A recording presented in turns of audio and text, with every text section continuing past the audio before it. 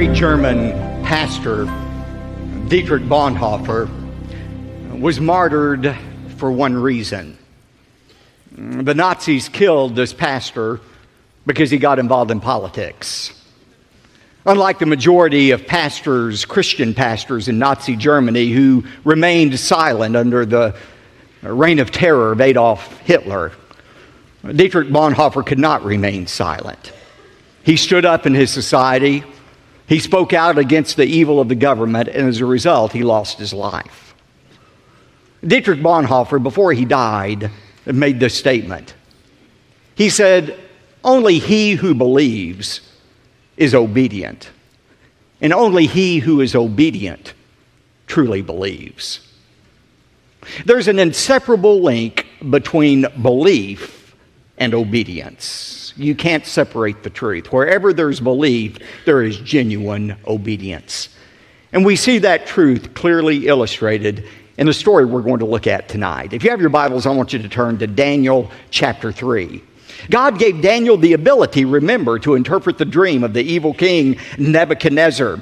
And when Daniel recounted the dream and explained it to Nebuchadnezzar, remember Nebuchadnezzar's response? He fell down. He worshiped the God of Daniel, the Yahweh, the true God. And not only that, he elevated Daniel and his friends, Shadrach, Meshach, and Abednego, to places of prominence, of rulership in the Babylonian country. Now that was his first response, to worship God. But then in tonight's story, which takes place shortly after chapter 2, we see Nebuchadnezzar having a more humanistic response to this vision, a vision that said basically, Nebuchadnezzar, your days are numbered as king of Babylon. Babylon is going to cease. You're going to cease to exist. There's another kingdom coming after you. And notice Nebuchadnezzar's reaction to the truth that his kingdom would one day come to an end. We find it in verse 1 of chapter 3. Now Nebuchadnezzar, the king, made an image of gold, the height of which was 60 cubits. A cubit is about 1.5 feet. So it was a statue 90 feet high. Its width was 6 cubits or 9 feet. And he set it up on the plain of Dura in the province of Babylon. As Nebuchadnezzar thought about this dream and thought about the end of his kingdom, he said, you know what? I'm going to do whatever I can to prevent the end of my kingdom. I'm going to take matters into my own hands. I'm going to see if I cannot somehow thwart the sovereign will of God. And Nebuchadnezzar's motivation in this was not religious or spiritual. He didn't want people to worship him as God. Instead, he wanted their political loyalty. He wanted people to bow down, kind of like saluting the flag, and pledge their allegiance to Nebuchadnezzar. That way, Nebuchadnezzar thought he could make sure that there was no rebellion against him that would cause him to lose the kingdom. Now, it's said that this statue, 90 feet high, 9 feet wide, was set up on the plain of Dura. Notice that in verse 1, the plain of Dura. Archaeologists have determined that this plain of Dura was 6 miles south of ancient Babylon. We were talking about archaeological evidence for the veracity of the Bible this morning. Some years ago, French archaeologist Julius Opère found on the plain of Dura a base, a large brick construction that was 45 square feet and 20 feet high that very well could have been the base of this great statue that was made of Nebuchadnezzar. Now, again, the reason for this statue was not spiritual, but political. Look at verse 2. Then Nebuchadnezzar, the king, sent word to assemble the officials of Babylon. That is, the satraps. They were kind of like city council members who governed over different provinces of Babylon. The prefects, the governors, the counselors. He brought them all up for the dedication of the image that Nebuchadnezzar had set up. And look at verses 4 and 6. Then the herald loudly proclaimed, "To you the command is given, O people, nations, and men of every language, that at the moment you hear the sound of the horn, the flute, the lyre, the trigon, the psaltery, the bagpipe, and all kind of music, you are to fall down and worship the golden image that Nebuchadnezzar the king has set up. But whoever does not fall down and worship shall immediately be cast into the midst of a blazing furnace." Now, verse 7. we find that the music is sounded. All of the instruments play. When the music starts, that's the cue for everyone to fall down and worship the image. And sure enough, verse 7 says, all fell down and worshiped the golden image that Nebuchadnezzar had set up. All except 3. We'll find out those 3 in just a moment. But just imagine the scene. You have hundreds of thousands of people, perhaps, on the plain of Jura. You have this mighty image that is set up. The instructions have been given. The music plays. Everybody immediately bows down. Only 3 people remain standing. Can't you hear the people who are bowed down looking up saying, psst, psst, down, down, down? But they wouldn't bow down before this image that had been set up. So notice the accusation that's made against these 3 in verse 8. For this reason, at that time, certain Chaldeans, that is, part of the king's court, these people who lived in southern Babylon, came forward and brought charges against the Jews, these 3 Jews who refused to bow down. Look at verses 10 to 12, what the charges were. They reminded in verses 10 and 11 Nebuchadnezzar of what he had ordered, and then look at verse 12. Here's the charge. This is what they said to Nebuchadnezzar. There are certain Jews whom you have appointed over the administration of the province of Babylon, namely Shadrach, Meshach, and Abednego. These, O king, have disregarded you. They do not serve your gods, and they do not worship the golden image that you have set up. And so, look at verse 13. Then Nebuchadnezzar, in rage and anger, gave orders to bring Shadrach, Meshach, and Abednego. Then these 3 were brought before the king. Now here's the natural question. Where in the world was Daniel during this time? Have you ever wondered that? Where was Daniel? After all, he's the one who had these guys promoted. He's the one who led them to obey God and not Nebuchadnezzar. Where was Daniel? This week, as I was preparing the message, I read all kind of explanations about where Daniel was. Some people say, well, Daniel was now such a high-ranking official that for political reasons, he went ahead and bowed down before the image of Nebuchadnezzar. To him, it was no big deal. It was political and not spiritual. Now, that doesn't make any sense, especially given Daniel chapter 1 and how he wouldn't even eat the king's food. Another explanation is, well, maybe Daniel was ill on this particular day. Now, if I were choosing a day to call in sick to the office, this certainly would have been it. But I'm not sure that's a likely explanation. Some people say, well, maybe the king had dispatched him on a foreign trip as an emissary for the king to a foreign land. That's a possibility. We don't know. That's the bottom line, where Daniel was. But some have suggested that it was not fair for Daniel to escape this test when his 3 friends were being tested in such a severe manner. And that's really not logical to say this isn't fair, because the fact is Daniel was about to be tested. He had already been tested in chapter 1, and the lion's den was waiting around the corner for him in chapter 6. But there's a very important point and principle for all of us here. All of us who are God's people are going to be tested, but we're not all tested in the same way. God's tests for us are not the same test. In 1 Peter 1:6, Peter said, in this you greatly rejoice, even though for a little while, if necessary, you have been distressed by various trials. That word various, poikilos, it's a word we get polka dot from. We are distressed by various tests. You're not going to escape testing in your life. If you're not in the middle of a test right now, either you've already come through one, you're in the middle of the one, or you're getting ready to enter a test.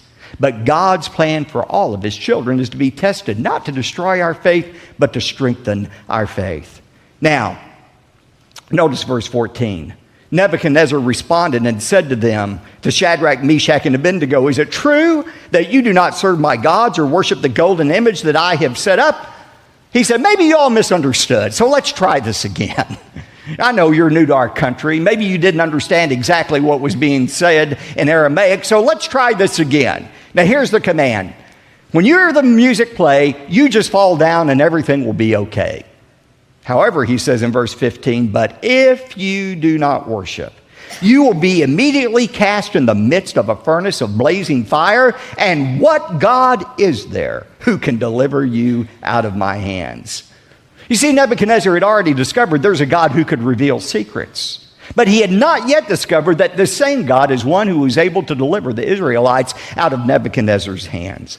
Now, think about these Hebrew youth. And remember, teenagers, they were about your age. They were probably about 17 or 18 at this time that they were going through this test. Think about how they could have rationalized not obeying God's commands. They could have come up with all kinds of excuses not to bow down before the golden image. But they knew what God had said. In Exodus 20, God was very clear. Thou shalt have no other gods before me. Thou shalt not make unto thee any graven image. Thou shalt not bow down to them, nor serve them. Now, they could have come up with all kinds of rationalizations about why to bow down. They could have said to themselves, well, you know what? I'm going to bow on my knees, but I'm not going to bow in my heart. In my heart, I'll still worship the only true God.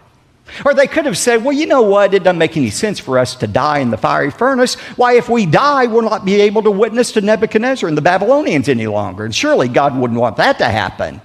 They could have come up with all kinds of excuses for reasons not to obey God's command and bow down before the golden image. But notice what they said instead. Verses 16 to 18. These are some of my favorite verses in all of the Bible. Look at what they said to Nebuchadnezzar. They said in verse 16, "O Nebuchadnezzar, we don't even need to give you an answer concerning this matter. If it be so, our God whom we serve is able to deliver us from the furnace of blazing fire, and he will deliver us out of your hand, O king." But underline this verse 18. "But even if he does not, let it be known to you, O king, that we are not going to serve your gods or worship the golden image that you have set up." Now that's what you call faith. They said, "King, we believe our God is able to deliver us, and if he wants to, he'll deliver us out of your hands. But even if he chooses not to deliver us, we are still going to obey him." Ladies and gentlemen, that is faith. Obedience to God in spite of the circumstances. It's not always God's will to deliver us out of trials. It wasn't God's will to deliver Jesus out of suffering, or Peter, or Paul, or most of the apostles. God's will for them was death, but they still obeyed God. This is the perfect demonstration of what true faith is, obeying God regardless of what he does. Now look at verse 19, the execution of the sentence. "Then Nebuchadnezzar was filled with wrath, and his facial expression was altered toward Shadrach, Meshach, and Abednego." His face was just contorted. He was so angry. And he answered by giving orders to heat the furnace 7 times more than it was usually heated. The Aramaic here means Nebuchadnezzar was as angry as he could have been under the circumstances. And his anger, like anger always does, caused him to do something very irrational. You know, when you're angry, you are literally out of your mind. And that's what Nebuchadnezzar was, because he does a very irrational thing. He says, "I want that furnace heated up 7 times the normal heat." Now think about it. If he was really angry, as he was with these 3 men, he wouldn't want the temperature raised. He'd let it stay at the normal temperature so that they would suffer as long as possible in that furnace instead of being consumed immediately by it being 7 times hotter than it usually was. But Nebuchadnezzar wasn't rational. One commentator said Nebuchadnezzar's furnace was hot, but he himself got hotter. And when a man gets full of fury, he gets full of folly. Great words. Look at verse 21. "Then these 3 men were tied up in their trousers, their coats, their caps, and their other clothes, and they were cast in the midst of the furnace of blazing fire. For this reason, because of the king's command was urgent and the furnace had been made extremely hot, the flame of the fire slew those men who carried up Shadrach, Meshach, and Abednego. But these 3 men, Shadrach, Meshach, and Abednego, fell into the midst of the furnace of blazing fire, still tied up." Now look at God's miraculous delivery in verse 24. "Then Nebuchadnezzar the king was astounded, and he stood up." Now apparently they had placed a chair for Nebuchadnezzar to sit in once the furnace door had been shut, and he was able to look in to see these 3 men. And when he looked into that blazing fire, he was so astounded by what he saw, he immediately stood up. And he said to his high officials, "Was it not 3 men we bound into the midst of the fire?" They replied to him, "Certainly, O king." Verse 25, he said, "Look, I see men loosed, 4 of them, walking about in the midst of the fire without harm, and the appearance of the 4th is like a son of the gods." 3 things amazed Nebuchadnezzar. First of all, these men who had been tied up were suddenly now free. Secondly, they were walking around without being consumed by the fire. But most importantly, there were no longer 3 men in there. There was a 4th man in there. And that 4th person they saw looked like a son of God. Who was that 4th person in there? I believe it was the angel of the Lord. Anytime in the Old Testament you read about the angel of the Lord, that is a reference to the Lord Jesus Christ. The incarnate, pre-incarnate appearance of Jesus Christ. That 4th person looked like a god to them. Verse 26, then Nebuchadnezzar came near to the door of the furnace, and he responded and said, "Shadrach, Meshach, Abednego, come out, you servants of the Most High God, and come here." And then Shadrach, Meshach, and Abednego came out in the midst of the fire. He wanted them out of the furnace. He called them servants of the Most High God. And look at verse 27. All of the officials gathered around and saw in regard to these men that the fire had no effect on their bodies. Not even a hair of their head had been singed, nor were their trousers damaged, nor had the smell of fire even come upon them. They didn't even reek of smoke after being in that furnace. In verse 28, look at Nebuchadnezzar's response. He said, "Blessed be the God of Shadrach, Meshach, and Abednego, who has sent his angel and delivered his servants who put their trust in him, violating the king's command. And he yielded up their bodies so that not to serve or worship any god except their own God." Now, as we'll see in a moment, this was not, and we'll see this more next time, this was not a conversion experience for Nebuchadnezzar. That would come in chapter 4. Nevertheless, there was still a command here that was given in verse 29. Nebuchadnezzar says, "Therefore I make a decree that any people, nation, or tongue that speaks anything offensive about the God of Shadrach, Meshach, and Abednego shall be torn limb from limb, and their houses reduced to rubbish heap, inasmuch as there is no other God who is able to deliver in this way." Now notice, Nebuchadnezzar did not denounce all other gods. He simply recognized that the God of these 3 Hebrew youth was a legitimate God, and in fact, he was a superior God to any other God he knew of, because this was a God that was able to deliver these Hebrews out of Nebuchadnezzar's hands. Now, as impressive as a comment that is, God is not impressed by it. See, God is not content to be named among other gods. God is not impressed when we say, "Oh, I believe in the God of heaven, the God of the Bible, but I believe in other gods as well."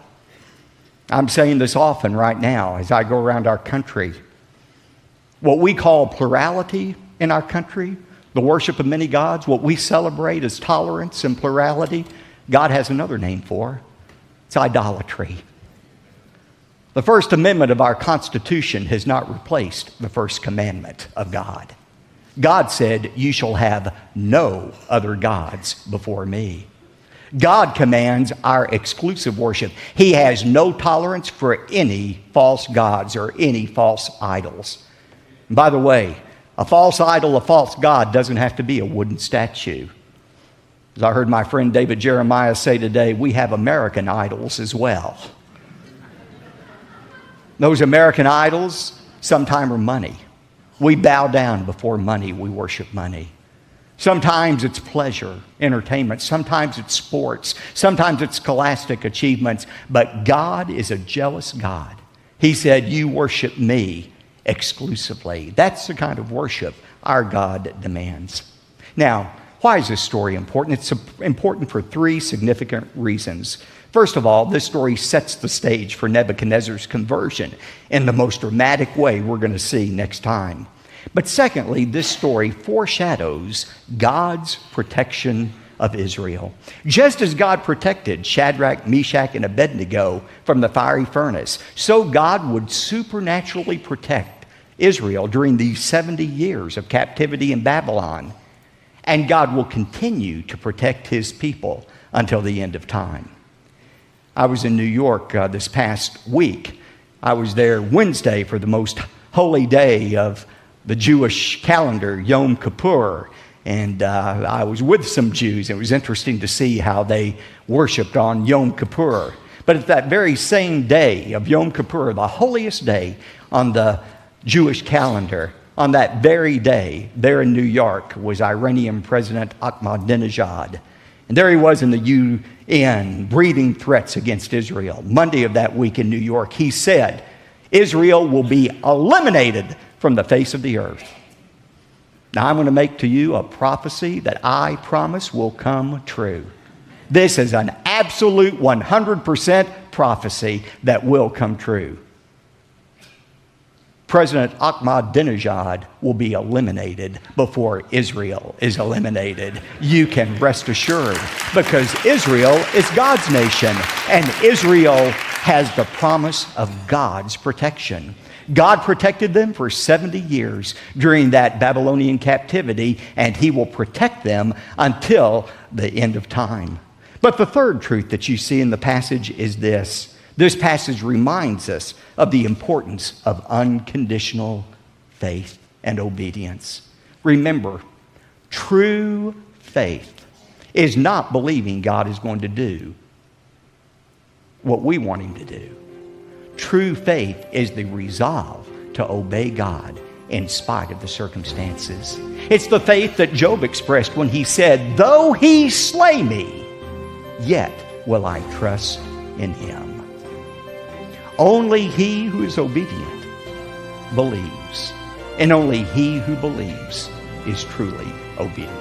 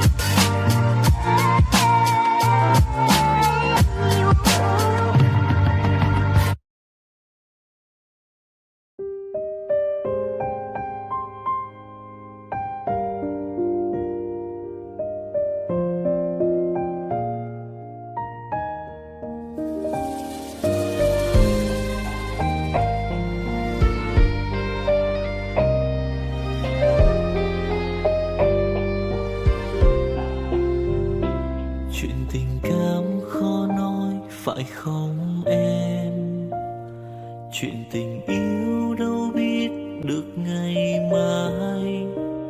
Rồi hôm nay em bên ai, nhìn em khóc trên vai. Thôi hãy quên đi, về với em hiện tại. Anh còn nhớ về ngày ta còn đắm say. Anh vẫn nhớ về người bên anh khi ấy. Em đã quên rồi câu hứa yêu trọn đời. Em bỏ anh rồi, em vui tình nhân mới. Cuộc tình này đã khác rồi, mình kết thúc em ơi. Chuyện tình này đã chết rồi, còn tiếc chi em ơi. Một lần em gian dối rồi, còn cố yêu không vui. Một lần em đã phản bội, làm vết thương chưa nguôi.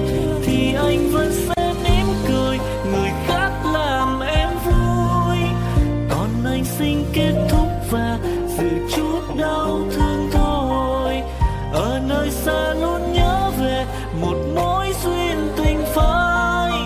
Đường em đi nay khác rồi, còn mỗi anh đơn côi.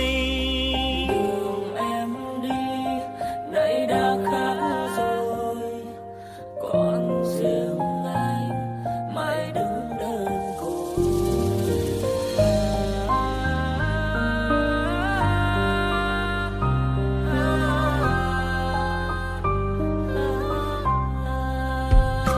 Anh còn nhớ về ngày ta còn đắm say. Anh vẫn nhớ về người bên anh khi ấy. Em đã quên rồi câu hứa yêu trọn đời. Em bỏ anh rồi, em vui tình nhân mới. Cuộc tình này đã khác rồi, mình kết thúc em ơi. Chuyện tình này đã chết rồi, còn tiếc chi em ơi. Một lần em gian dối rồi, còn cố yêu không vui. Một lần em đã phản bội, làm vết thương chưa nguôi. Thì anh vẫn sẽ mỉm cười, người khác làm em vui. Còn anh xin kết thúc và giữ chút đau thương thôi. Ở nơi xa luôn nhớ về một mối duyên tình phai. Đường em đi nay khác rồi, còn mỗi anh đơn côi. Cuộc tình này đã khác rồi, mình kết thúc em ơi. Chuyện tình này đã chết rồi, còn tiếc chi em ơi. Một lần em gian dối rồi, còn cố yêu đâu vui. Một lần em đã phản bội, làm vết thương chưa nguôi. Thì anh vẫn sẽ mỉm cười, người khác làm em vui. Còn anh xin kết thúc và giữ chút đau thương thôi. Ở nơi xa luôn nhớ về một mối duyên tình phai. Đường em đi nay khác rồi, còn mỗi anh đơn côi. Ở nơi xa luôn nhớ về một mối duyên tình phai. Đường em đi nay khác rồi, còn mỗi xin anh thôi.